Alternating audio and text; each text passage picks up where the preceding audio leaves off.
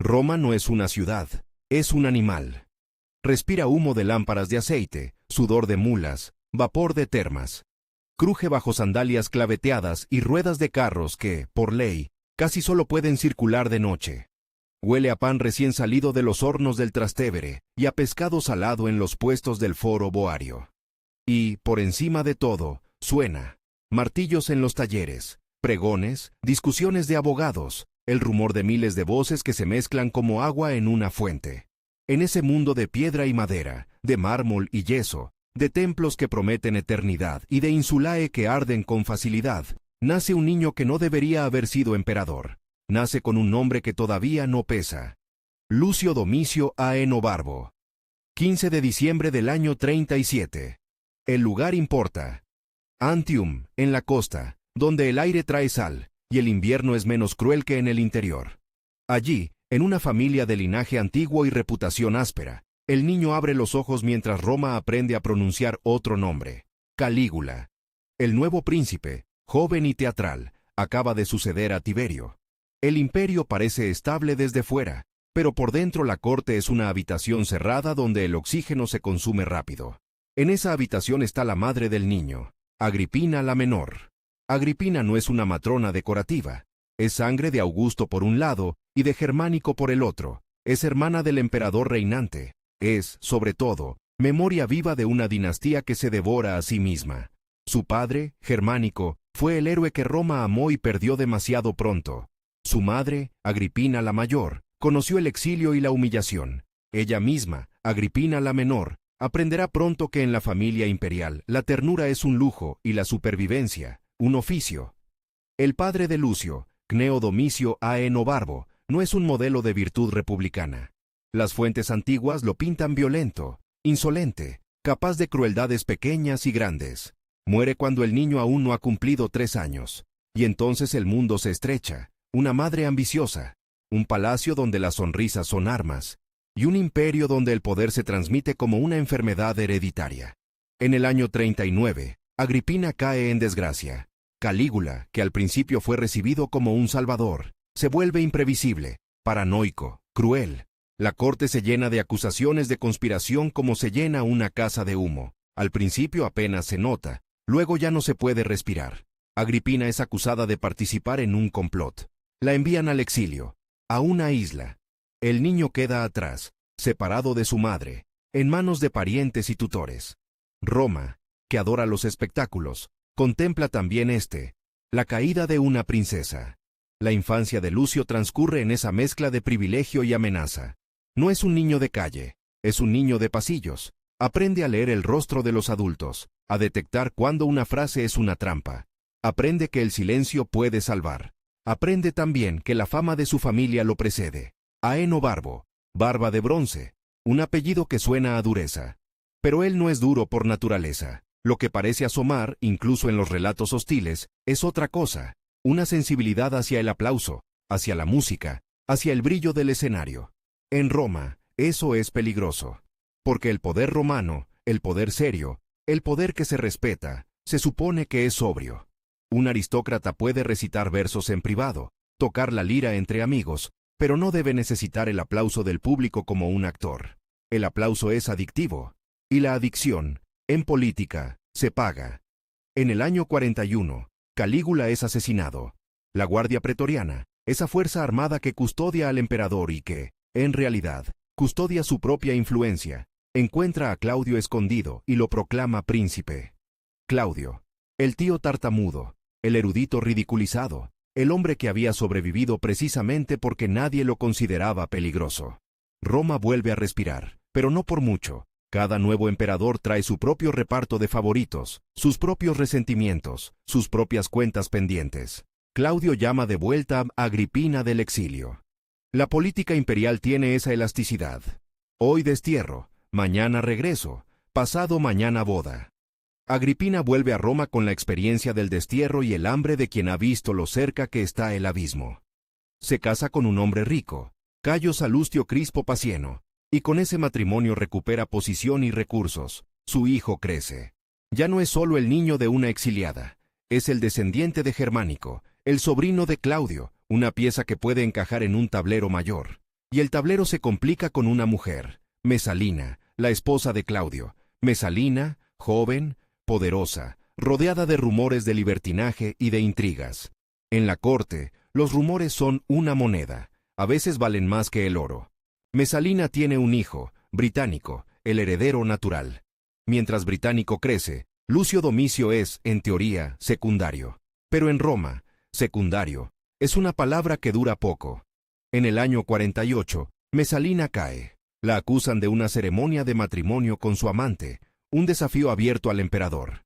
Claudio, empujado por sus libertos y consejeros, ordena su ejecución. La corte se queda sin emperatriz. Y entonces Agripina se mueve.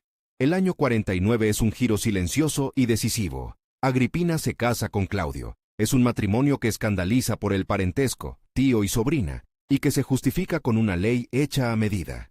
Roma, que se cree guardiana de las costumbres, aprende otra lección. Las costumbres se doblan cuando el poder lo exige. Agripina entra en el palacio no como invitada, sino como dueña de un plan. Su objetivo es claro, aunque no se diga en voz alta: colocar a su hijo por encima de Británico. Para eso necesita algo más que cariño imperial. Necesita un nombre, necesita una adopción. En el año 50, Claudio adopta a Lucio Domicio, y con la adopción, el niño cambia de piel. Deja de ser Domicio Aenobarbo, y se convierte en Nerón Claudio César Druso Germánico.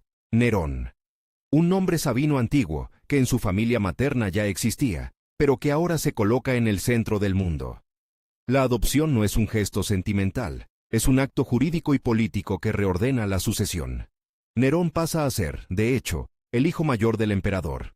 Británico queda desplazado, aunque siga siendo el hijo biológico. En Roma, la sangre importa, pero la ley imperial puede reescribir la sangre. Agripina no se detiene ahí, necesita prestigio público para su hijo. Necesita que el pueblo lo vea, que lo reconozca, que lo aplauda.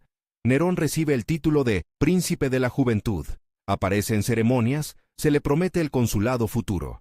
Se le construye una imagen, y en Roma, la imagen es poder.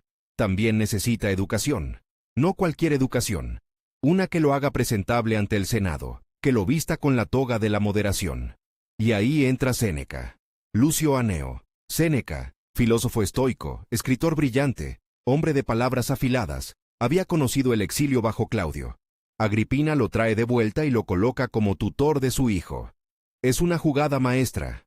Séneca aporta prestigio intelectual, una pátina de virtud, una promesa de gobierno razonable. Junto a Séneca aparece otro pilar, Sexto Afranio. Burro, nombrado prefecto del pretorio. Burro representa la disciplina militar, el control de la guardia, la seguridad física del futuro emperador. Filosofía y espada, retórica y hierro. Agripina arma a su hijo con ambos. Nerón crece en un palacio donde cada gesto es observado. Aprende a hablar en público, a componer discursos, a escuchar a los senadores sin parecer impaciente. Aprende también a montar a caballo, a manejar armas, a presentarse como un joven romano completo. Pero hay algo que lo atrae con más fuerza que la administración: el arte, la música, la poesía, el teatro. En Roma, el teatro es popular, pero para un aristócrata es un terreno resbaladizo. Los actores son admirados y despreciados a la vez. Se les aplaude y se les niega el honor. Un emperador que se acerque demasiado a ese mundo corre el riesgo de parecer poco romano, poco digno, demasiado griego. Y sin embargo, el joven Nerón siente esa llamada. Agripina, pragmática, tolera lo que conviene y reprime lo que amenaza. Ella no quiere un artista, quiere un príncipe, y para asegurar la sucesión, falta un último nudo: el matrimonio. Claudio tiene una hija, Octavia, joven, de sangre imperial, una pieza perfecta para unir líneas. Agripina logra que Nerón se comprometa con Octavia. Para que el matrimonio sea posible, Octavia debe romper un compromiso previo. Se hace. En la corte, los sentimientos se apartan como muebles cuando llega una visita importante. Nerón se casa con Octavia en el año 53. La unión es política, fría, diseñada para legitimar. El pueblo ve una pareja imperial. Dentro del palacio, dos adolescentes se miran como extraños. Mientras tanto, Británico crece. Y con cada año que pasa, su existencia se vuelve más peligrosa para Agripina. porque Británico es el recordatorio viviente de que Claudio tiene un hijo propio, y porque Claudio, envejeciendo, puede cambiar de opinión. En Roma, los emperadores cambian de opinión, y cuando lo hacen, la gente muere. El año 54 llega con un aire pesado. Claudio tiene 63 años. Ha gobernado más de una década, ha ampliado el imperio, ha administrado con una mezcla de torpeza y eficacia, apoyado en libertos poderosos que manejan la burocracia. Pero en el palacio se siente la tensión de la sucesión. Nerón tiene 16 años, Británico, 13. Agripina está en el centro, vigilante, como una general antes de la batalla. La muerte de Claudio, en octubre del 54, será contada por las fuentes con el sabor del veneno. Zetas. Un plato fatal. La mano de Agripina, dicen. La complicidad de un médico, sugieren. Roma ama estas historias porque explican el poder como crimen doméstico. La verdad exacta se pierde entre rumores y propaganda, pero el resultado es concreto. Claudio muere, y el palacio se mueve con rapidez. La guardia pretoriana proclama a Nerón. Burro está allí. La maquinaria funciona. El Senado ratifica. El pueblo recibe al nuevo príncipe. Nerón Claudio César, Augusto Germánico, se convierte en emperador con 16 años. Un adolescente en la cúspide de un imperio que va desde Britania hasta Siria, desde el Rin hasta el Sahara. Un imperio que necesita, cada día, decisiones sobre impuestos, legiones, abastecimiento de grano, justicia, nombramientos, castigos. Un imperio que no se gobierna con una lira. Y sin embargo, el inicio es sorprendentemente prometedor.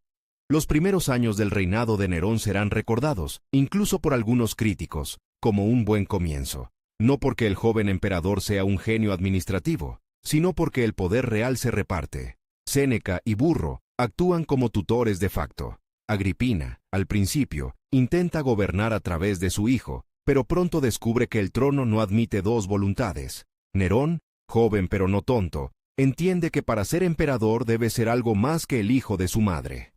En esos primeros meses, Nerón pronuncia discursos que suenan a moderación. Promete respetar al Senado, limitar los juicios por traición que habían envenenado reinados anteriores, gobernar con clemencia. Son palabras que tranquilizan a la aristocracia. Séneca, maestro de la retórica, sabe exactamente qué música quiere oír el Senado. La música de la cooperación, la ilusión de que el príncipe es primero entre iguales y no un monarca oriental. La administración también se mueve. Se habla de reformas, de control de gastos, de justicia más ordenada. Nerón se muestra accesible en público, participa en juegos, se deja ver. Roma necesita ver al emperador, necesita su rostro como necesita el grano de Egipto, para no entrar en pánico. Pero en el interior del palacio, la tensión crece. Agripina no se retira. Agripina exige. Quiere estar presente en audiencias. Quiere influir en nombramientos. Quiere que su hijo recuerde quién lo puso allí. Hay relatos de escenas donde ella intenta sentarse junto a él, detrás de una cortina, para escuchar reuniones con embajadores. Hay relatos de su rostro, de su voz, de su insistencia. Y hay también la reacción de Nerón, una mezcla de gratitud, irritación y deseo de independencia. El joven emperador empieza a buscar espacios propios, y los encuentra donde Roma menos lo espera, en el placer, en la noche, en el círculo de amigos, en el teatro, en la música. Aparece una figura clave, Acte, una liberta, una mujer sin linaje senatorial, sin utilidad política, precisamente por eso, útil para Nerón como símbolo de libertad personal. La relación con Acte escandaliza a Agripina, no por moralidad. En la corte la moral es un disfraz, sino por control.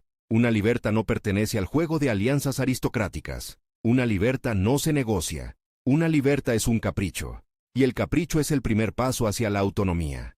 Agripina responde como sabe, con presión, con amenazas veladas, con recordatorios de Británico, porque Británico sigue allí, en el palacio, creciendo, observando. Y en Roma, un heredero desplazado es un imán para conspiradores. Basta con que alguien lo mire como alternativa para que se convierta en peligro. Nerón, aconsejado por quienes quieren su seguridad y su propia influencia, se enfrenta a una decisión brutal. En febrero del año 55, Británico muere, de repente, en una cena. Las fuentes hablan de veneno, de una copa, de un colapso ante los ojos de todos. El detalle es teatral. Un joven heredero que cae mientras el emperador adolescente permanece inmóvil, y los invitados fingen que no han visto lo que han visto. Roma es experta en fingir. La muerte de Británico elimina el rival más obvio. También marca un punto de no retorno, porque a partir de ahí, el reinado de Nerón ya no puede ser solo el reinado de un muchacho guiado por tutores. Ya hay sangre en el suelo del comedor. Agripina, lejos de sentirse segura, se siente amenazada. Británico era su arma de presión. Si no me obedeces, hay otro. Ahora esa arma desaparece, y con ella, su capacidad de dominar a su hijo. Nerón empieza a apartarla. Le quita guardias, le reduce acceso, la desplaza de la escena pública. La madre que había sido casi cogobernante, se convierte en una figura incómoda, demasiado poderosa para ser ignorada, demasiado peligrosa para ser tolerada. Mientras tanto, Séneca y Burro intentan mantener el equilibrio. Su posición es delicada. Necesitan que Nerón parezca un príncipe moderado, pero también necesitan que Nerón sea lo bastante fuerte para no ser devorado por la corte. Y necesitan, además, sobrevivir ellos mismos. En Roma, ser tutor de un emperador joven es como sostener una antorcha en un almacén de aceite. Ilumina, pero cualquier chispa puede incendiarlo todo. El buen comienzo se sostiene con gestos concretos. Nerón muestra interés por aliviar impuestos en algunos casos, por controlar abusos de recaudadores, por organizar espectáculos que ganen al pueblo. La plebe urbana es un actor político real. Si el grano falla, si el precio del pan sube, si el circo se vacía, Roma se vuelve peligrosa. Un emperador puede perder el trono por hambre y aburrimiento tanto como por una legión rebelde. Nerón entiende el valor del favor popular. Le gusta, además. Le gusta ser visto. Le gusta ser aplaudido. Y esa inclinación, que al principio parece un rasgo juvenil, empieza a perfilar una forma de gobernar. Gobernar como quien actúa. Octavia, su esposa, permanece en segundo plano. Es la hija de Claudio, la emperatriz por obligación, una presencia silenciosa. No hay relatos de pasión. Hay relatos de distancia. En el palacio, el matrimonio imperial es una institución, no una historia de amor. Y Nerón, que busca afecto y admiración, lo encuentra más fácilmente fuera de esa unión fría. Agripina observa todo con una mezcla de furia y miedo. Ella había imaginado un hijo emperador como extensión de su voluntad. En cambio, tiene un emperador que empieza a tener deseos propios, y en Roma, los deseos propios de un príncipe son asuntos de Estado. La ciudad, mientras tanto, sigue su vida. Los senadores se reúnen con sus togas blancas bordeadas de púrpura, cuidando cada palabra. Los clientes esperan en la salutatio matutina frente a las casas de los patronos, buscando favores, comida, protección. Los comerciantes discuten precios en el mercado. Los soldados de la guardia patrullan con sus corazas brillando al sol. Y en el Palatino, detrás de muros que guardan secretos, un adolescente con el título de Augusto aprende lo que significa mandar. Mandar no es solo dar órdenes, es sostener equilibrios invisibles. El Senado quiere respeto y participación, aunque sepa que el poder real ya no le pertenece. La Guardia Pretoriana quiere donativos, influencia, cercanía al príncipe. Las legiones en las fronteras quieren un emperador que no las olvide, que pague, que premie, que no juegue con su lealtad. El pueblo quiere pan y juegos, y quiere creer que el emperador está de su lado contra los ricos. Cada grupo mira a Nerón y ve algo distinto. Y Nerón, que quiere ser amado, intenta complacer a todos. Esa es una tentación dulce, también es una trampa. Séneca intenta moldear al joven príncipe con ideas de autocontrol, de clemencia, de virtud pública. El estoicismo, en teoría, enseña a dominar las pasiones. Pero enseñar eso a un adolescente con poder absoluto es como enseñar moderación a un hombre sentado frente a un banquete infinito. Nerón escucha. A veces obedece, a veces se aburre, y a veces, simplemente, se escapa hacia lo que le da placer inmediato, la música, la poesía, la noche romana. En esos años tempranos, todavía es posible imaginar otro Nerón. Un Nerón que, guiado por Séneca y Burro, se convierta en un administrador competente, un príncipe aceptable para el Senado, un benefactor para el pueblo. Hay decisiones que apuntan en esa dirección. Hay un esfuerzo por mantener la fachada de cooperación. Hay incluso una cierta prudencia en política exterior, una preferencia por delegar en generales y gobernadores experimentados. El imperio, por inercia, funciona. Pero la corte no vive de inercia. Vive de rivalidades. Agripina, apartada, no se resigna. Busca aliados. Intenta recuperar influencia. Se dice que amenaza con apoyar a Octavia, con levantar el nombre de británico incluso después de muerto, con recordar al mundo que Nerón es emperador por su mano. Nerón responde con más distancia. La madre se convierte en sombra. Y una sombra en el palacio imperial es peligrosa porque siempre parece esconder un puñal. La imagen pública, sin embargo, sigue siendo la de un joven príncipe prometedor. Roma quiere creer. Después de Calígula, después de los miedos y las purgas, la idea de un emperador joven, educado por un filósofo, controlado por un prefecto disciplinado, suena casi como un descanso. Nerón aparece en ceremonias, distribuye generosidad, se muestra amable. La ciudad lo mira y, por un momento, aplaude. El aplauso. Ese sonido que en el teatro sube como una ola y golpea el pecho. Ese sonido que un actor persigue como un soldado persigue la victoria. Ese sonido que, para un emperador, puede ser más embriagador que el vino. Nerón lo escucha y lo recuerda. Y mientras Roma aplaude, el fuego, todavía invisible, empieza a acumularse en los rincones, en la relación rota con su madre, en la muerte de Británico, en el desprecio silencioso de parte de la aristocracia hacia un príncipe demasiado joven y demasiado inclinado al espectáculo, en la fragilidad de un sistema donde la legitimidad se sostiene con rituales y la fuerza con hombres armados que pueden cambiar de lealtad. Por ahora, el escenario está iluminado y el actor principal sonríe. Tiene 16, 17, 18 años. Lleva la púrpura, pero debajo de la púrpura hay un muchacho que quiere ser algo más que un administrador. Quiere ser admirado, quiere ser amado, quiere que Roma lo mire no solo como emperador, sino como artista. Y Roma, que sabe amar y odiar con la misma intensidad, todavía no ha decidido qué hacer con ese deseo. El deseo de ser admirado no es un pecado en Roma, es casi una obligación. El problema es el tipo de admiración, la que se gana con victorias, con leyes, con templos dedicados a los dioses, con el grano llegando a tiempo al puerto de Ostia. Y la otra, la que se arranca con una voz bien colocada, con una mano que pulsa la lira, con un verso que hace llorar a un público. Esa segunda clase de gloria, para un senador romano, huele a camerino, a maquillaje, a sudor de actor. Huele a Grecia. Y Grecia, en Roma, es una fascinación y una sospecha al mismo tiempo. Nerón empieza a inclinarse hacia esa sospecha, como quien se acerca a una llama para sentir el calor. No lo hace de golpe. Lo hace con pequeñas concesiones, con noches largas, con amistades que no pasan por el filtro de la vieja aristocracia.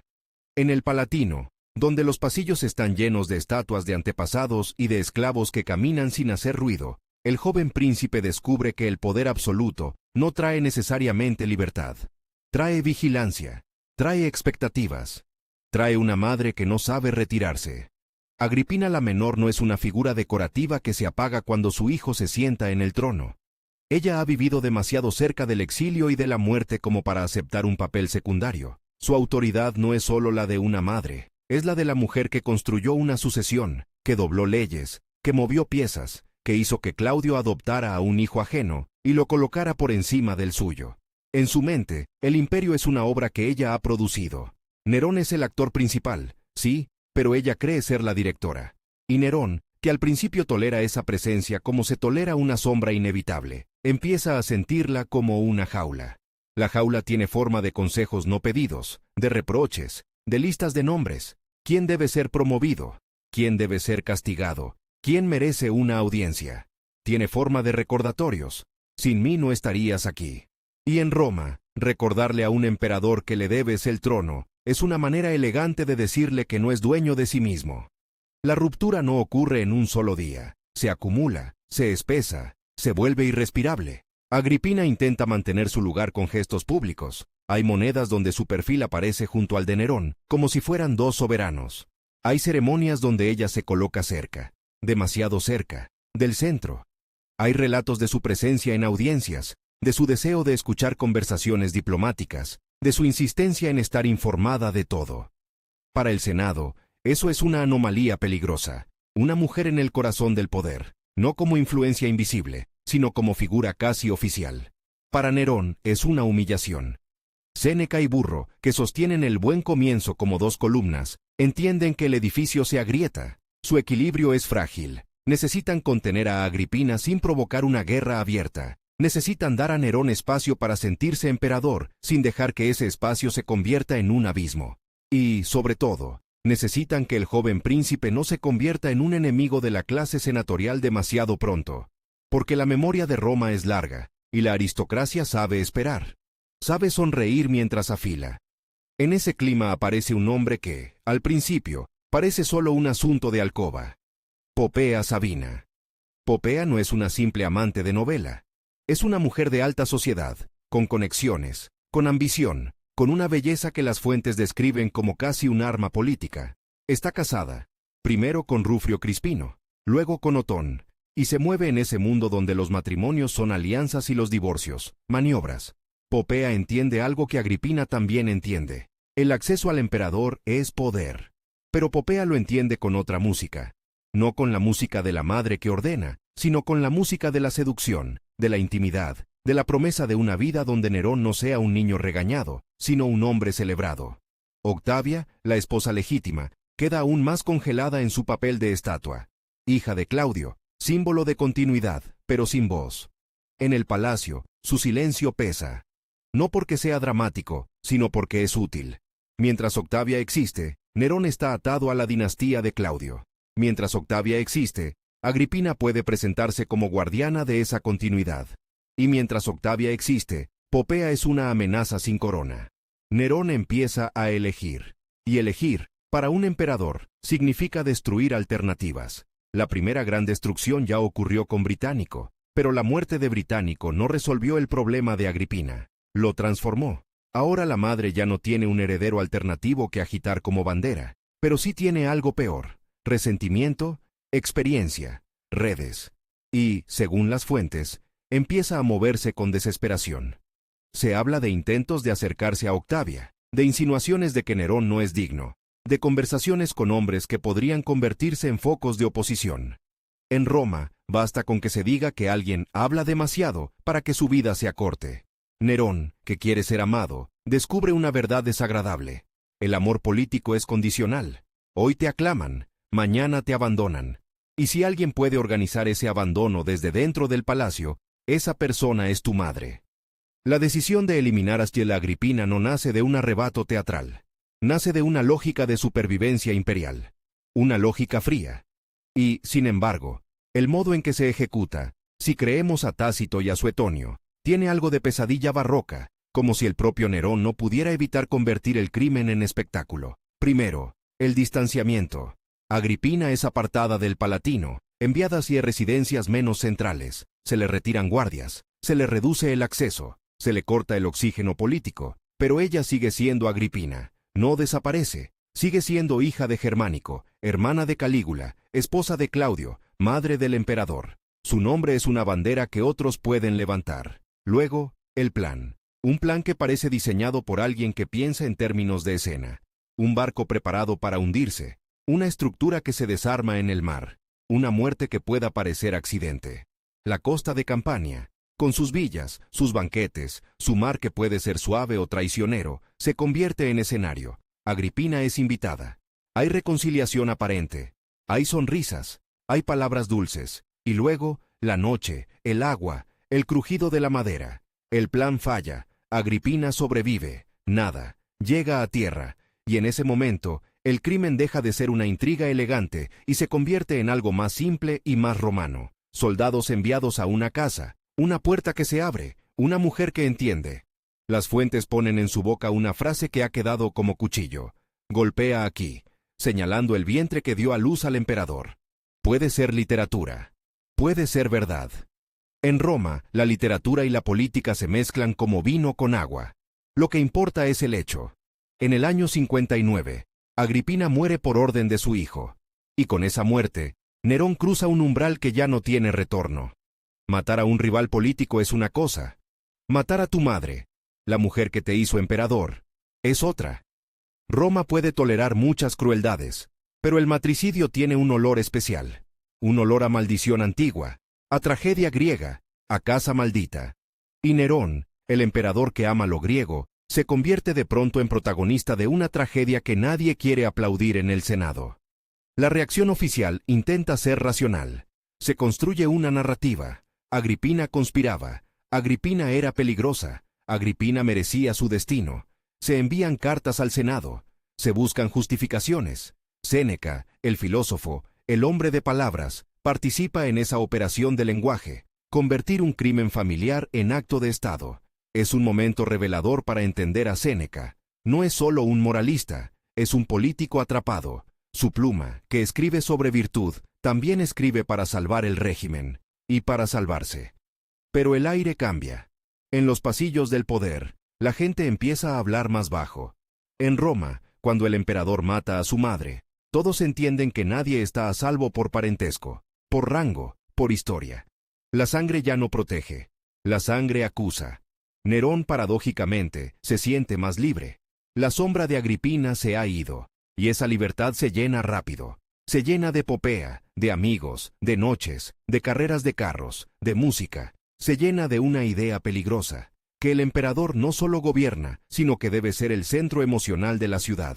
No basta con administrar, hay que fascinar. Roma es una ciudad que vive de espectáculos. El circo, el anfiteatro, el teatro, las procesiones religiosas, los funerales de grandes hombres, todo es representación. Pero hay una regla no escrita: el emperador mira, el emperador preside, el emperador concede, no se mezcla, no compite, no se expone al juicio directo del público como un actor o una auriga, porque el público es voluble, porque el aplauso puede convertirse en silbido, y porque un príncipe que se somete al juicio del pueblo se rebaja, en la lógica aristocrática, al nivel de los profesionales del entretenimiento, gente sin honor. Nerón empieza a romper esa regla con la inocencia o la arrogancia de quien cree que su carisma puede reescribir la tradición. Organiza juegos, certámenes, festivales. Se interesa por la música con una seriedad que no es solo hobby. Practica. Ensaya. Se rodea de maestros. En una Roma donde la masculinidad aristocrática se mide por la contención, él se permite la emoción. Quiere cantar. Quiere recitar. Quiere que lo aplaudan no por ser Augusto, sino por ser Nerón. Y eso, para muchos senadores, es intolerable. No porque odien el arte, sino porque entienden el mecanismo del poder. Si el emperador busca aplauso, se vuelve dependiente. Si se vuelve dependiente, se vuelve manipulable. Y si se vuelve manipulable, el Estado se convierte en teatro. Un teatro caro, un teatro peligroso. Mientras tanto, en el exterior del imperio, la política sigue. Y aquí aparece otra cara de Nerón, menos caricaturesca que la del tirano con lira. La del emperador bajo cuyo reinado se resuelve, con habilidad diplomática y militar, una crisis seria en Oriente. Armenia es un tablero donde Roma y Partia juegan desde hace décadas. No es solo una región montañosa, es una frontera simbólica. Quien controla Armenia, controla el equilibrio entre dos superpotencias. Bajo Nerón, el conflicto se intensifica. El general Cneo Domicio Corbulón, un nombre que suena a disciplina y a hierro, conduce campañas, reorganiza legiones, impone una severidad que contrasta con la imagen del emperador artista. Corbulón es el tipo de romano que el Senado respeta, austero, eficaz, victorioso. La solución final, en el año 63, es un compromiso que Roma puede presentar como triunfo. Tirídates, de la casa arsácida, es reconocido como rey de Armenia, pero recibe la corona de manos de Nerón, aceptando simbólicamente la supremacía romana. Es teatro diplomático, sí, pero teatro útil, evita una guerra total con Partia y permite a Roma proclamar victoria. Nerón, desde Roma, se apropia del prestigio, y lo hace con gusto, porque el prestigio, como el aplauso, alimenta. Ese contraste, un imperio que funciona en las fronteras mientras el centro se llena de tensiones culturales, es parte del enigma neroniano. No es un reinado de puro caos desde el primer día. Hay administración, hay decisiones, hay logros, pero el corazón del poder se va aislando de la élite tradicional. Y la élite tradicional, cuando se siente desplazada, no protesta en la plaza. Conspira en comedores privados, en villas, en jardines donde el agua de las fuentes tapa las conversaciones. Conspira con silencios, con insinuaciones, con cartas. Roma es una ciudad de rumores. Un rumor bien colocado puede matar más rápido que un puñal. En el año 62, el equilibrio interno se rompe de manera más visible. Muere Burro, el prefecto del pretorio. La muerte de Burro es un golpe porque Burro era el hombre que mantenía a la guardia pretoriana como instrumento estable. La guardia no es solo seguridad, es política armada. Quien controla a los pretorianos controla el acceso al emperador y, en momentos críticos, controla la sucesión. Burro, con su autoridad, era un freno. Sin él, el palacio se llena de nuevos hombres, de nuevas ambiciones. Séneca, por su parte, empieza a retirarse. No desaparece de golpe, pero su influencia se erosiona. El filósofo que había sido tutor y arquitecto del discurso moderado, entiende que el príncipe ya no quiere ser moldeado. Y quizá entiende algo más, que estar demasiado cerca de Nerón se vuelve peligroso. Séneca pide permiso para retirarse de la vida pública, ofrece devolver parte de su fortuna, intenta presentarse como un hombre que desea tranquilidad. Nerón, según las fuentes, acepta a medias, con desconfianza. En Roma, cuando un hombre poderoso pide retirarse, muchos sospechan que prepara algo, o que sabe algo. Y en ese mismo año, la vida privada del emperador se convierte en política abierta. Nerón se divorcia de Octavia, la acusa de esterilidad y luego de adulterio. La acusación de adulterio contra una mujer imperial no es un chisme, es una sentencia. Octavia, que había sido símbolo de legitimidad, se convierte en obstáculo. El pueblo de Roma, curiosamente, parece simpatizar con ella. Quizá porque es hija de Claudio, quizá porque su silencio la hace parecer víctima, quizá porque Popea, la nueva favorita, representa el lujo y la intriga.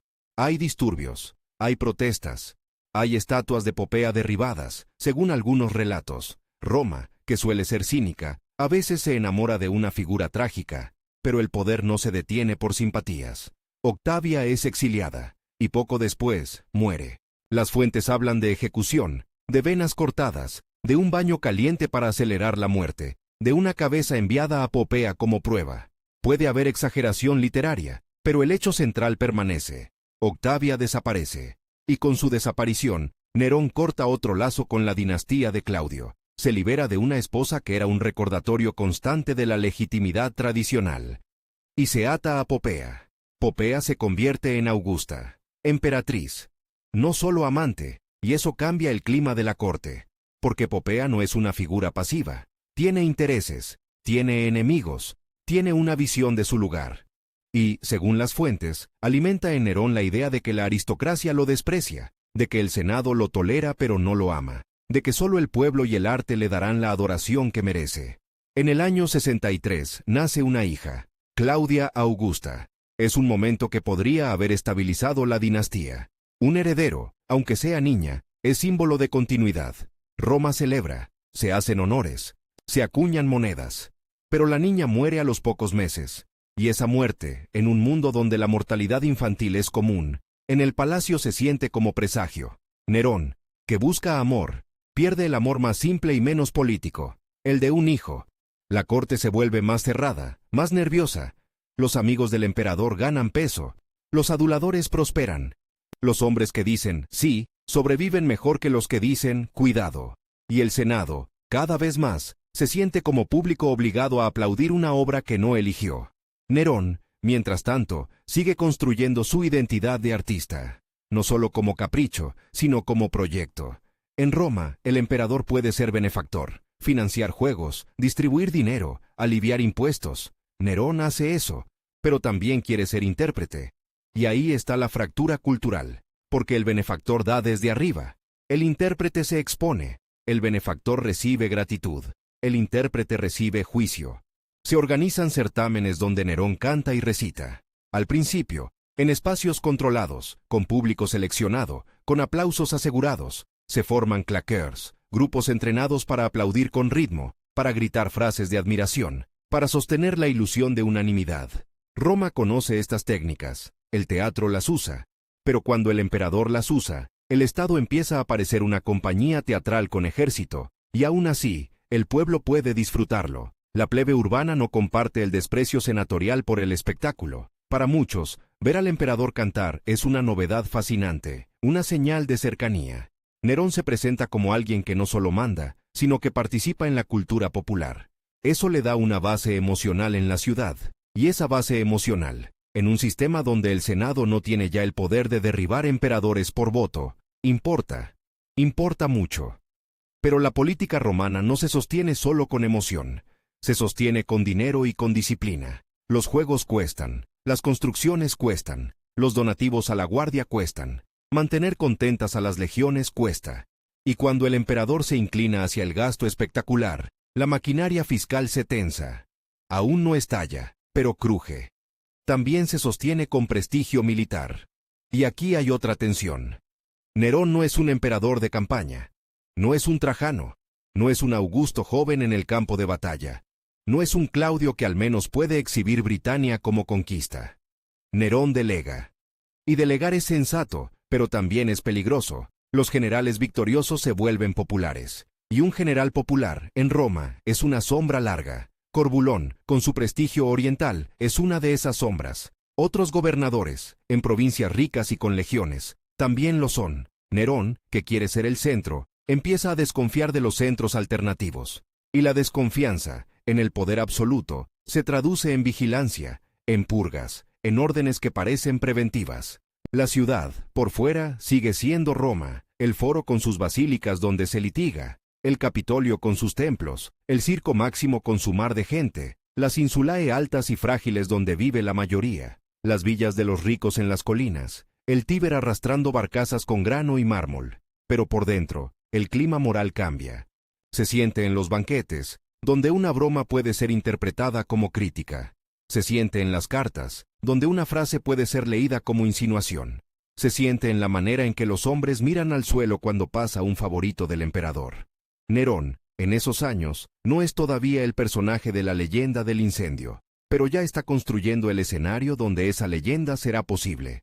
Un escenario donde el emperador se ve a sí mismo como artista y benefactor, y donde la élite lo ve como un hombre que confunde el imperio con un teatro.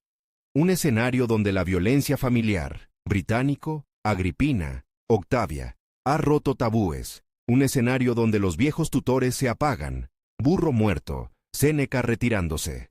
Un escenario donde Popea ocupa el centro, y donde la corte se llena de hombres que prosperan en la adulación y en la denuncia. Y en Roma, la denuncia es un oficio. Los delatores, los acusadores profesionales, habían florecido en tiempos de Tiberio y Calígula. Nerón, al principio, prometió limitar ese veneno, pero cuando el poder se siente inseguro, el veneno vuelve, porque es útil, porque permite eliminar enemigos con apariencia legal, porque convierte el miedo en herramienta administrativa. La paradoja es que Nerón, que quiere ser amado, empieza a gobernar de manera que produce silencio. Y el silencio no es amor, es prudencia, es cálculo, es espera. En las noches romanas, cuando por ley los carros pueden circular y las calles se llenan de ruido de ruedas y cascos, el Palatino también tiene su vida nocturna. Hay música, hay vino, hay recitaciones. Hay un emperador que ensaya como si el mundo dependiera de una nota bien sostenida. Y, de algún modo, depende. Porque cada vez que Nerón se expone como artista, cada vez que exige aplauso, cada vez que obliga a la élite a participar en su entusiasmo, se abre una grieta más entre el príncipe y los que, aunque ya no gobiernan como antes, siguen siendo la memoria y la pluma de Roma. Esa pluma escribirá después, escribirá con odio, con ironía, con moralismo. Escribirá un Nerón monstruoso. Pero incluso antes de que esa pluma se afile, ya hay hechos que no se pueden borrar. Un joven que empezó con promesas de moderación y que, paso a paso, va sustituyendo el lenguaje del gobierno por el lenguaje del escenario. Un emperador que cree que la gloria puede ser cantada. Y una ciudad que, cuando huele humo, siempre busca a quién culpar. Julio del año 64. Roma está en ese punto del verano, en que el aire parece más denso que el agua del Tíber. El sol cae a plomo sobre los tejados de teja y sobre las terrazas donde se seca la ropa. El polvo se pega a la piel. El olor de la ciudad, aceite rancio, pescado, humo de hornos, sudor humano y animal, se queda atrapado entre muros. Y Roma, sobre todo, es madera. Madera en los andamios, madera en los pisos altos de las insulae, madera en los tenderetes del Circo Máximo, donde las tiendas se aprietan como dientes, con telas, cuerdas, cestas, ánforas, lámparas de aceite. Una chispa aquí no es un accidente, es una sentencia. La noche del 18 al 19 de julio, el fuego nace, dicen las fuentes, cerca del circo, en la zona de los comerciantes. No hace falta imaginar un rayo divino, ni una conspiración perfecta. Basta una lámpara volcada, una brasa mal apagada, un soplo de viento. Y el viento llega. El fuego encuentra alimento y encuentra pasillos. Porque Roma no es una cuadrícula ordenada. Es un laberinto de callejones estrechos, de escaleras de madera, de balcones que casi se tocan. Las llamas no avanzan, corren, saltan, se multiplican. Al principio la gente no entiende. Se oye un grito, luego otro, se abren puertas, se asoman cabezas, y de pronto el cielo se vuelve naranja, como si amaneciera al revés.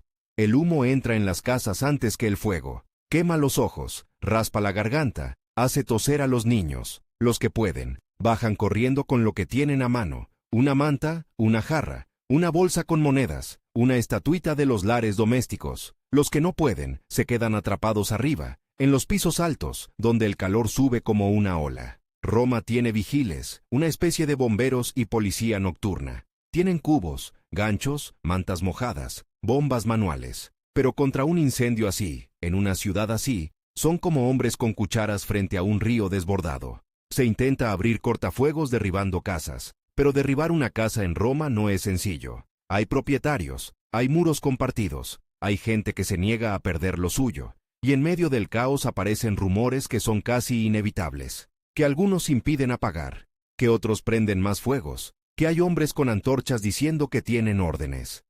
En una ciudad donde el poder es personal y la sospecha es un reflejo, la pregunta no tarda en tomar forma. ¿Quién se beneficia? El incendio dura días, se apaga, vuelve a encenderse, cambia de dirección. Las llamas devoran barrios enteros, el calor hace estallar ánforas, derrite plomo, revienta techos, los templos, las basílicas, las casas antiguas con atrios y frescos, las tiendas con sus mercancías. Todo se vuelve combustible. La gente huye hacia el campo de Marte, hacia los jardines, hacia el otro lado del río. Algunos se refugian en pórticos, en monumentos, en cualquier espacio abierto. Y allí, bajo el cielo rojo, Roma se convierte en un campamento de refugiados, familias separadas, ancianos sentados sobre lo que pudieron salvar, esclavos cargando niños, mujeres con el pelo cubierto de ceniza. ¿Dónde está Nerón? Aquí empieza la zona donde la historia se mezcla con la memoria y la memoria con la propaganda. Hay versiones que lo sitúan en Anzio, su lugar de nacimiento, y que vuelve cuando la noticia llega. Hay relatos que lo muestran activo, abriendo sus jardines para los sin techo, organizando refugios, ordenando que se traiga grano y que se baje el precio para evitar hambre y saqueos. Eso es plausible. Un emperador no puede permitir que la capital se hunda en anarquía. Y, sin embargo, también hay la otra imagen, la que se clavará como un clavo en la cultura occidental. Nerón contemplando el incendio como si fuera un espectáculo, cantando sobre la caída de Troya mientras Roma arde. Esa escena es demasiado perfecta para no ser sospechosa. Es tragedia griega servida en bandeja.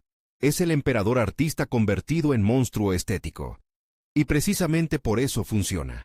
Porque encaja con lo que muchos ya piensan de él. Que confunde el gobierno con el escenario, que busca aplausos incluso cuando la ciudad grita de dolor. No hace falta que sea literalmente cierto para que sea políticamente devastador. En Roma, la reputación es un arma, y el fuego, un reflector. Cuando por fin el incendio cede, el balance es apocalíptico. De los 14 distritos de la ciudad, 3 quedan arrasados por completo, otros 7, gravemente dañados. Solo 4 se salvan relativamente. Hay muertos, aunque las cifras exactas se pierden en el humo de los relatos. Hay, sobre todo, una herida psicológica. Roma, la eterna, la invencible, ha demostrado ser frágil como una antorcha. Y entonces llega el segundo acto del incendio, lo que se hace con las cenizas. Nerón impulsa una reconstrucción a gran escala. Y aquí aparece el gobernante que, incluso sus enemigos, no pueden ignorar. Se dictan normas urbanísticas, calles más anchas, límites a la altura de los edificios, uso de materiales menos inflamables, pórticos y espacios abiertos que funcionen como barreras. Se organiza el suministro de agua, se piensa en accesos, en orden. Roma, que había crecido como un organismo descontrolado, recibe de golpe un plan imperial. Pero un plan imperial siempre tiene un precio político, porque reconstruir cuesta, y porque reconstruir también es una oportunidad, y porque, en el centro de esa oportunidad, aparece un proyecto que parece confirmar todos los miedos de la élite: la Domus Aurea, la Casa Dorada. No es una casa en el sentido común. Es un complejo palaciego que se extiende por zonas enormes, aprovechando terrenos liberados por el incendio. Jardines, pabellones, lagos artificiales, salas decoradas con oro, marfil, piedras preciosas, techos que, según las descripciones, podían girar y dejar caer perfumes y pétalos, pinturas, estucos, juegos de luz. Un palacio que no solo aloja al emperador, lo glorifica, lo convierte en centro físico de una Roma nueva. Para el pueblo puede ser fascinante. Para los que han perdido su casa, puede ser una provocación. Para el Senado, es una señal. El incendio ha abierto espacio, y ese espacio lo ocupa el príncipe. No con un templo a Júpiter, no con una basílica para la justicia, sino con su propio sueño arquitectónico. El fuego, que destruyó lo viejo, parece haber despejado el escenario para la obra personal de Nerón. Y el rumor, que ya corría durante las llamas, ahora encuentra alimento. ¿Y si el incendio no fue solo un desastre? ¿Y si fue un método? En una ciudad traumatizada, la mente busca sentido. Y el sentido más simple es el culpable más visible. Nerón necesita desviar la sospecha, no solo por su imagen, sino por estabilidad. Un emperador señalado como incendiario pierde algo más que prestigio, pierde legitimidad. Y en Roma, cuando la legitimidad se agrieta, los cuchillos empiezan a afilarse en silencio. Se busca un enemigo.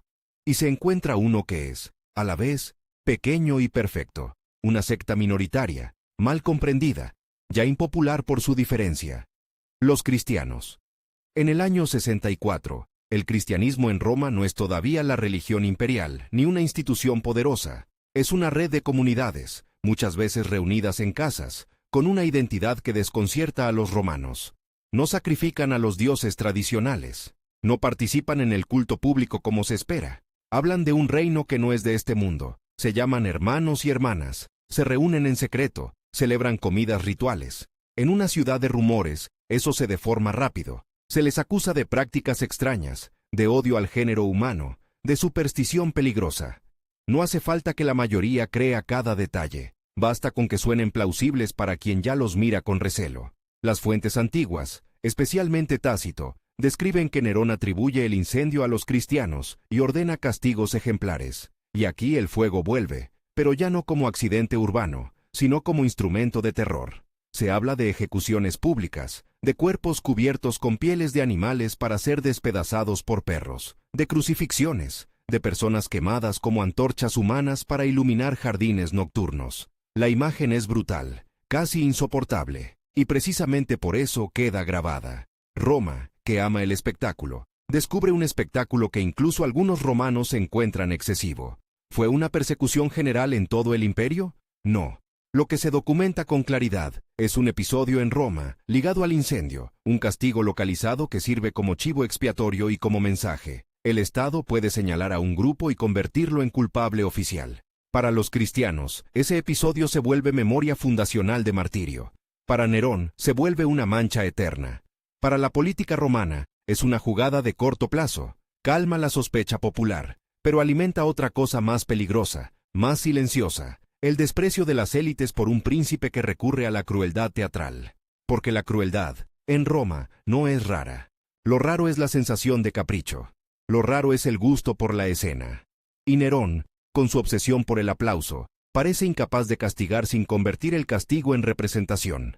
Mientras la ciudad se reconstruye, la vida cotidiana se reorganiza sobre ruinas. Los albañiles trabajan sin descanso. Se levantan muros nuevos donde ayer había ceniza. Se transporta piedra, ladrillo, madera. Los ricos compran terrenos. Los pobres buscan alquileres imposibles. Los precios suben. Los impuestos y las contribuciones extraordinarias se sienten como otra forma de incendio. Uno que no quema casas, pero quema paciencia. Y en ese clima, el poder se vuelve más nervioso. Porque el incendio no solo destruyó edificios, destruyó confianza. Y cuando la confianza se pierde, cualquier gesto del emperador se interpreta como amenaza. Nerón, además, no renuncia a su identidad de artista. Al contrario, parece aferrarse a ella como a un salvavidas emocional. Si Roma lo mira con sospecha, él busca un público que lo adore. Si el Senado lo juzga, él se refugia en el aplauso organizado, en los certámenes, en la idea de que la gloria puede fabricarse con música y con escena. Y entonces, como si el año 64 hubiera abierto una puerta, el 65 trae el golpe que termina de convertir el reinado en una máquina de miedo. La conspiración de Pisón. La conspiración pisoniana no es un motín de soldados borrachos, ni una protesta espontánea. Es una trama amplia, con ramificaciones en la aristocracia, en círculos ecuestres, incluso en sectores cercanos al poder. Su figura central es Cayo Calpurnio Pisón, un hombre con prestigio social, con riqueza, con carisma.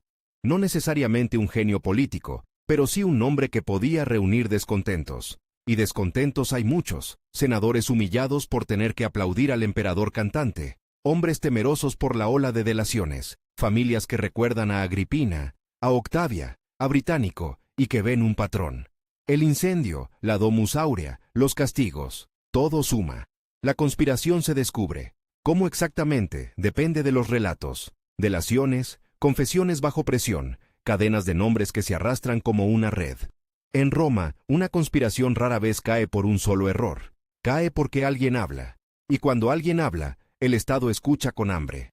La reacción de Nerón es rápida y feroz, porque una conspiración no es solo un peligro físico, es una herida narcisista. Es la prueba de que no lo aman. Y para un emperador que necesita amor, esa prueba es insoportable.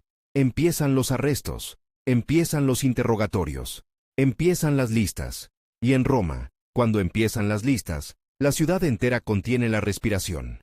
Porque una lista no se detiene donde debería. Una lista crece. Una lista se alimenta de enemistades personales, de deudas, de rivalidades antiguas. Una lista es una oportunidad para eliminar a alguien con la excusa de la seguridad del Estado. Muchos conspiradores son ejecutados. Otros reciben la orden más romana de todas: suicidarse. El suicidio forzado es una forma de control y, al mismo tiempo, una forma de mantener apariencias. Permite al condenado morir por su propia mano, conservar parte de su patrimonio para la familia, evitar la humillación pública total. Es una crueldad con etiqueta, una violencia con protocolo. Y en esa ola cae Séneca. Séneca, el filósofo, el tutor, el hombre que escribió sobre clemencia y virtud, se convierte en sospechoso.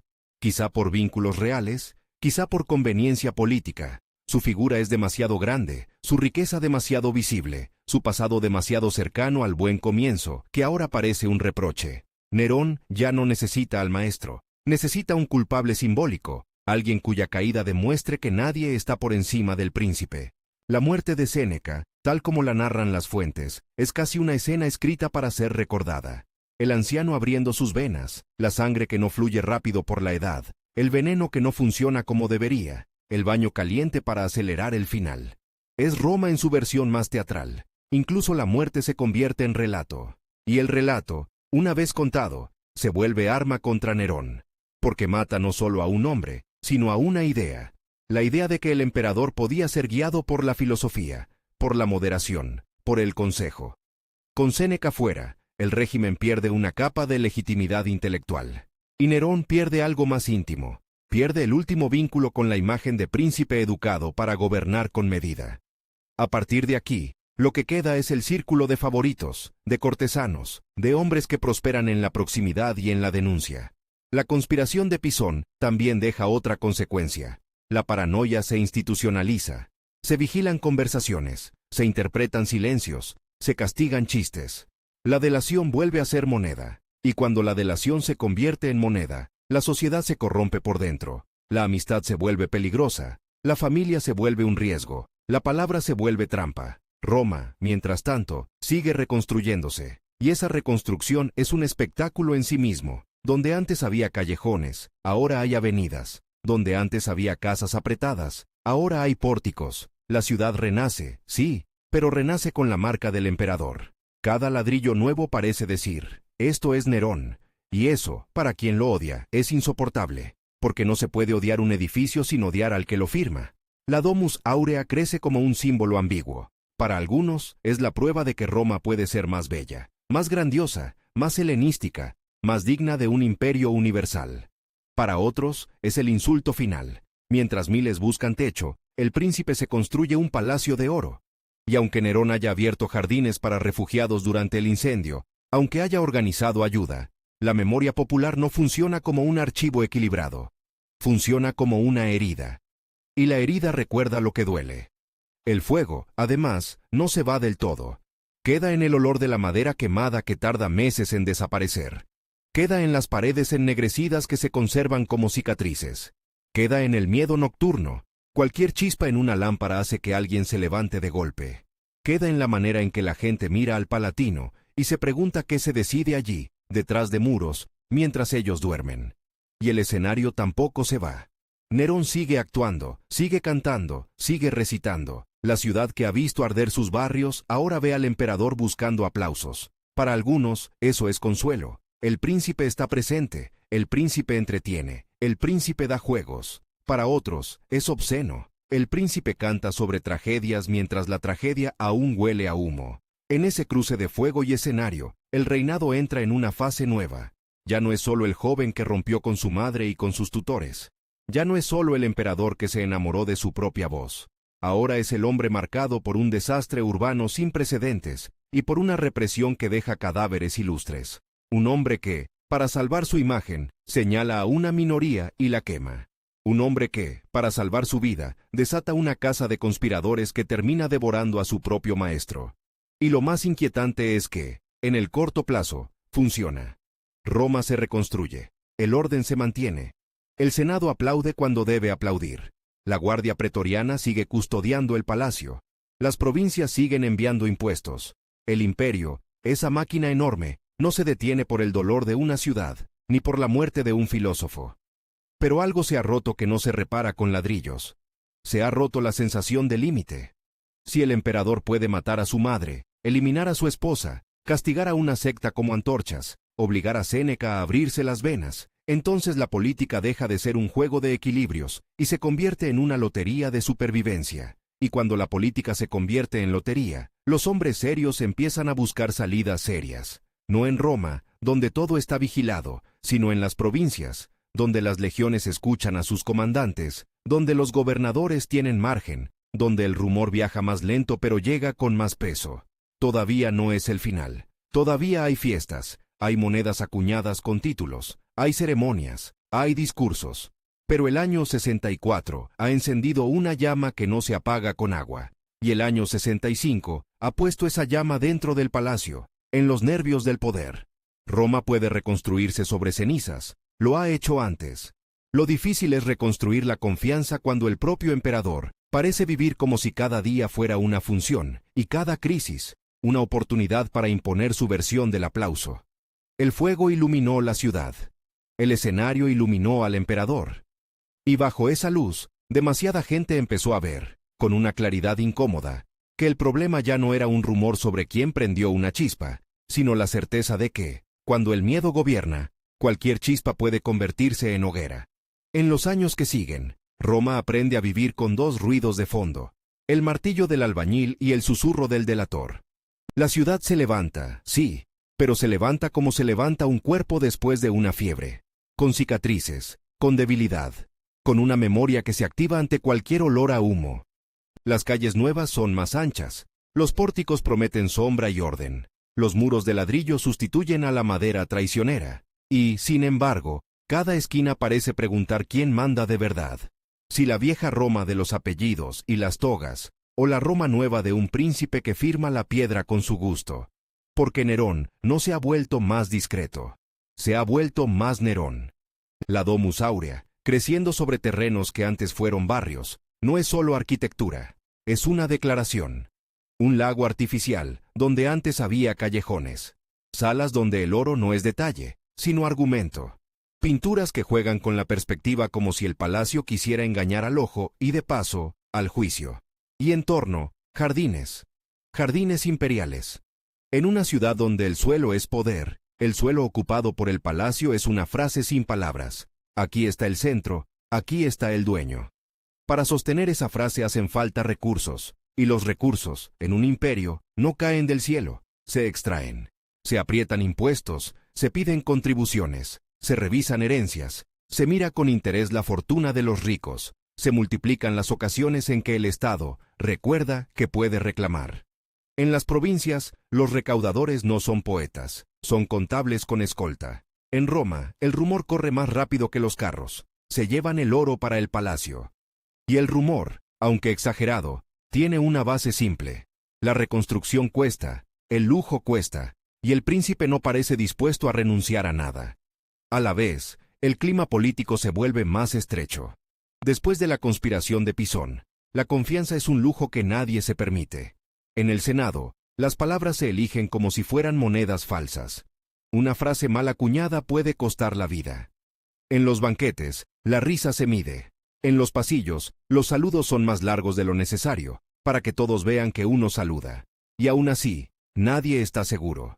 Porque el miedo no necesita pruebas, necesita ejemplos. Nerón, que de joven había sido presentado como el príncipe de la clemencia, ahora gobierna con una mezcla extraña de generosidad pública y crueldad selectiva. Juegos, espectáculos, distribuciones. Y, al mismo tiempo, castigos que parecen diseñados para ser recordados. El poder se vuelve teatral no solo en el escenario, sino en el castigo. Y eso, para una aristocracia que se cree heredera de la severidad republicana, es una humillación doble. Los obligan a obedecer y además a aplaudir. En el año 66, la corte pierde otra pieza. Popea Sabina muere. Las fuentes antiguas, siempre dispuestas a pintar a Nerón con colores oscuros, cuentan que fue por un golpe del propio emperador, en un arrebato, estando ella embarazada. Es una de esas escenas que encajan demasiado bien en el retrato del monstruo, y por eso han sobrevivido con fuerza. Lo que sí queda claro es el resultado. Popea desaparece, y con ella se va una figura que, para bien o para mal, había sido centro de su vida privada y de su política doméstica. Nerón la honra con funerales fastuosos, con un duelo que se exhibe, con una solemnidad que intenta convertir la pérdida en grandeza. Pero el duelo, cuando se muestra tanto, también se juzga. Y Roma juzga. Después viene Estatia Mesalina, un nuevo matrimonio, otra alianza, otra mujer en el palacio. Pero ya no es el tiempo de las promesas, es el tiempo del desgaste. Y entonces Nerón hace algo que, para muchos romanos, es más escandaloso que cualquier impuesto. Se va. Se va a Grecia. Grecia, para un romano educado, es la cuna de la cultura. La lengua de los filósofos, el teatro, la música, los certámenes. Pero para la élite política romana, Grecia también es un espejo peligroso. Allí el artista es honrado, allí el actor puede ser admirado, allí el aplauso es una forma de gloria. En Roma, en cambio, el actor es sospechoso. El senador debe ser grave, el príncipe más grave aún. El poder romano se construye sobre una idea, el autocontrol. Y Nerón, al subirse al escenario, parece decir que el autocontrol es una máscara vieja.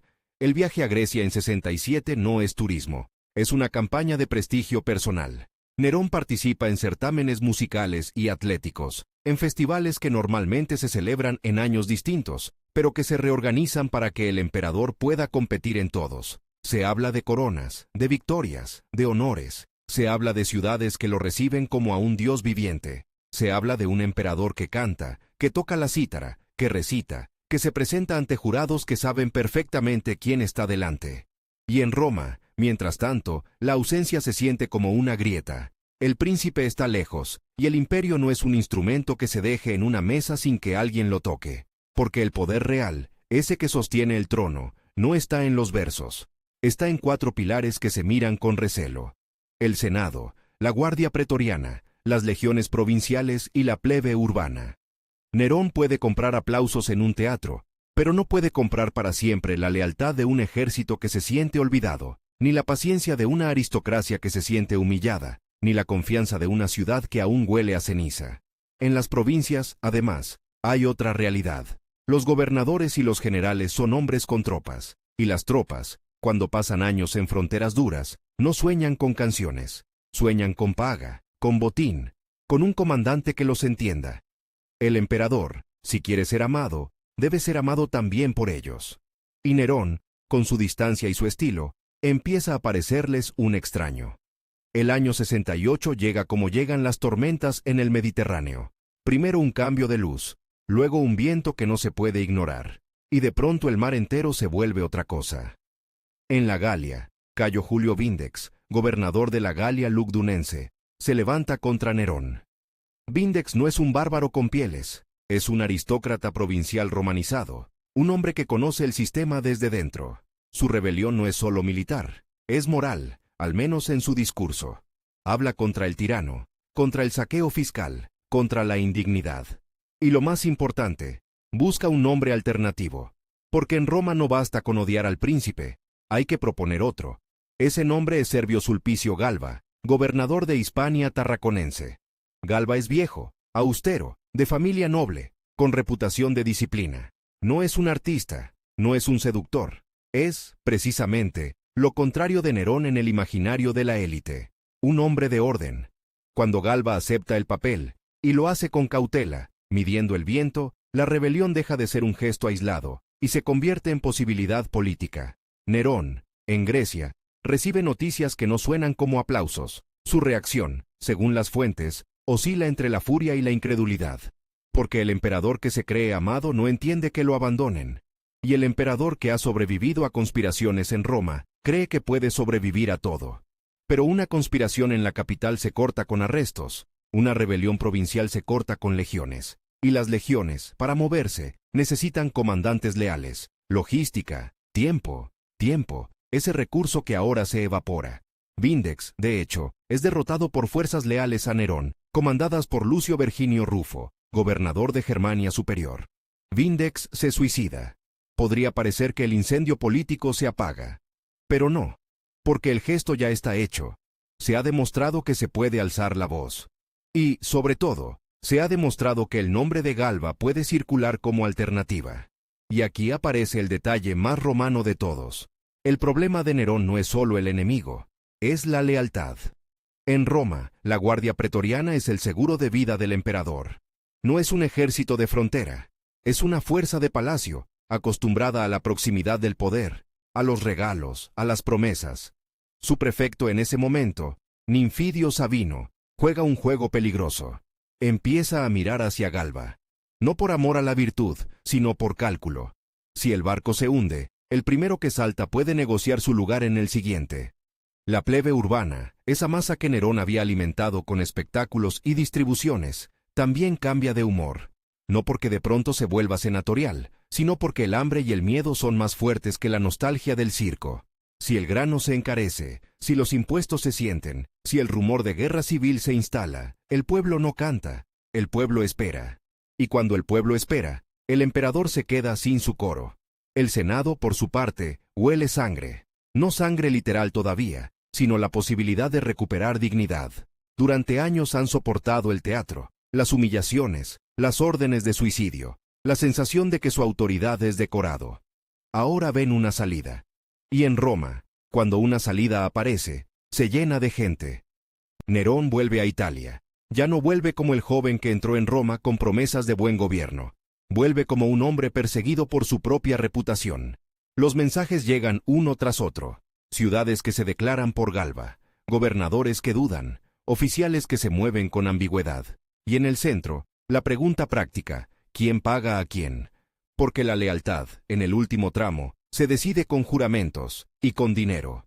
Se cuenta que Nerón, desesperado, piensa en medidas extremas, en convocar a los gladiadores, en armar a esclavos, en huir hacia Oriente, donde aún podría encontrar apoyo, en presentarse ante el pueblo y suplicar, en morir con dignidad teatral, como un héroe trágico.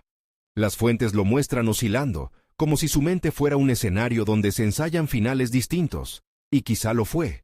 Porque Nerón, incluso en el desastre, piensa en términos de representación. ¿Cómo se verá? ¿Cómo se contará? ¿Qué frase quedará? Pero el poder no se sostiene con frases. La guardia pretoriana lo abandona. Ese es el golpe mortal. Cuando los pretorianos cambian de bando, el palacio deja de ser fortaleza y se convierte en trampa. Ninfidio Sabino promete recompensas en nombre de Galba. Los hombres que ayer custodiaban al emperador, hoy custodian su caída. Y Nerón, de pronto, está solo en el lugar donde nunca se está solo, el centro del mundo. El Senado actúa. Declara a Nerón enemigo público, hostis. Es una palabra que no es solo jurídica, es simbólica. El príncipe, que debía ser el primer ciudadano, es ahora el enemigo de la comunidad. Y con esa declaración se abre una puerta antigua y terrible, la posibilidad de una muerte infamante. No un suicidio elegante, no una muerte en cama, una ejecución. Un final de criminal. Nerón huye. No huye como un general con tropas, sino como un hombre con miedo. Sale de Roma de noche, con pocos acompañantes fieles. La ciudad que una vez lo aclamó ahora es un laberinto hostil. Las calles, esas mismas calles que se reconstruyeron tras el incendio, parecen estrecharse otra vez, como si Roma recordara su forma antigua para expulsarlo.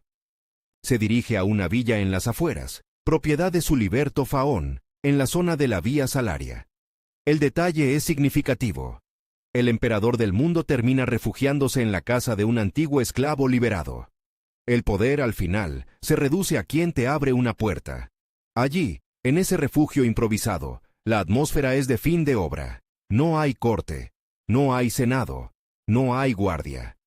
Hay silencio, tierra húmeda, el olor de los campos, y el sonido lejano de una Roma que sigue viva sin él. Nerón duda. Duda como dudan los actores antes de salir a escena, pero esta vez no hay aplauso al otro lado del telón. Hay soldados buscándolo, hay órdenes, hay prisa. Las fuentes cuentan que escucha cascos, voces, que le anuncian que vienen a arrestarlo, que intenta encontrar valor, que pide a sus acompañantes que le den ejemplo, que no quiere morir, que quiere morir, que recita, que se lamenta, que pronuncia una frase que se volverá famosa. ¿Qué artista muere conmigo? Qualis artifex pereo. Es una frase que, sea exacta o no, captura algo real. Nerón se ve a sí mismo como artista incluso cuando el Estado lo ve como enemigo. Finalmente, se suicida el 9 de junio del 68. Con ayuda, según la tradición, porque incluso en el último momento vacila. La muerte llega no como un acto heroico, sino como un cierre torpe, humano, desesperado. Sangre en una villa. Un emperador que fue dueño de Roma y que muere lejos de sus mármoles. Y entonces ocurre lo que siempre ocurre cuando cae un príncipe odiado por las élites. Empieza la batalla por su memoria. Galba entra en escena como restaurador. El Senado respira. Los hombres que sobrevivieron a la época de delaciones se presentan como víctimas. Los nuevos vencedores necesitan un relato que justifique el cambio. Y el relato más útil es el más simple. Nerón no fue un gobernante complejo atrapado en un sistema de equilibrios. Nerón fue un monstruo, un incendiario, un perseguidor, un actor degenerado, un hombre que convirtió Roma en su teatro y a los romanos en extras. Ese relato se escribe con tinta senatorial. Se repite en discursos, se fija en anécdotas, se adorna con escenas perfectas. El emperador cantando mientras arde la ciudad, el palacio de oro levantado sobre cenizas, los cristianos convertidos en antorchas humanas, la madre asesinada, la esposa repudiada, el filósofo obligado a abrirse las venas. Cada episodio, tomado por separado, tiene matices, contextos, dudas. Juntos forman una figura nítida, demasiado nítida, una figura que sirve para enseñar una lección política. Así termina quien desprecia a la aristocracia, quien confunde el poder con el espectáculo, quien gobierna por capricho. Pero la historia real, la que se esconde detrás del retrato, es más incómoda. Porque Nerón no cae solo por cantar. Cae porque el sistema imperial, ese invento reciente que aún no sabe cómo envejecer, depende de una coreografía precisa. El príncipe debe ser aceptable para el Senado, confiable para el ejército, generoso para el pueblo y prudente con el dinero. Nerón quiso ser amado de otra manera. Quiso ser aclamado como artista y benefactor, no solo obedecido como jefe. Y en Roma, el aplauso equivocado puede ser más peligroso que el silencio. Tras su muerte, el imperio no encuentra paz inmediata. Llega el año de los 4 emperadores. Galba, Otón, Vitelio, Vespasiano. Guerra civil, incertidumbre, legiones que proclaman a sus propios candidatos. El orden que supuestamente Nerón había destruido se revela frágil sin él. Y esa es otra ironía. El monstruo, al caer, deja un vacío que no se llena con virtud, sino con fuerza. Mientras tanto, en la ciudad reconstruida, la Domus Aurea empieza a ser desmantelada simbólicamente. Los sucesores no pueden permitir que el palacio siga siendo el centro. Lo cubren, lo transforman, lo borran bajo nuevas obras. Donde hubo un lago artificial, más tarde habrá un anfiteatro. El Coliseo. Un gesto político en piedra. Devolver al pueblo el espacio que el príncipe había tomado para sí. Roma reescribe su geografía para reescribir su historia. Y el fuego, ese motivo que persigue todo el reinado, cambia de forma. Ya no es el incendio del 64, es el fuego de la memoria. Un fuego que ilumina selectivamente, que quema matices, que deja una silueta negra contra el fondo. Nerón como arquetipo del tirano. Los cristianos, por su parte, guardan otra memoria. Para ellos, Nerón no es solo un mal emperador, es el primer gran perseguidor en Roma, el nombre que inaugura una tradición de martirio. Con el tiempo, su figura se mezcla con imaginarios apocalípticos, con rumores de que no murió, de que volverá. El Nerón redivivo, el Nerón que regresa, es un fantasma político, la idea de que el mal no se extingue, solo se esconde. Y ese fantasma, alimentado por el trauma, hace que el nombre de Nerón sobreviva más allá de su cuerpo. Así, el hombre real, nacido en el 37, emperador desde el 54, muerto en el 68, se convierte en algo más grande y más simple que él mismo. Un símbolo, un espejo, una advertencia. Y, sin embargo, si uno se queda con la última escena, no con el palacio ni con el incendio, sino con la villa en las afueras, con el barro en los zapatos, con el emperador escuchando pasos que se acercan, aparece una imagen distinta. No la del dios cruel, sino la del gobernante que ha perdido el guión. El artista sin público, el príncipe sin guardia, el hombre que quiso que Roma lo amara, y terminó siendo recordado como aquello que Roma necesitaba odiar para explicarse a sí misma.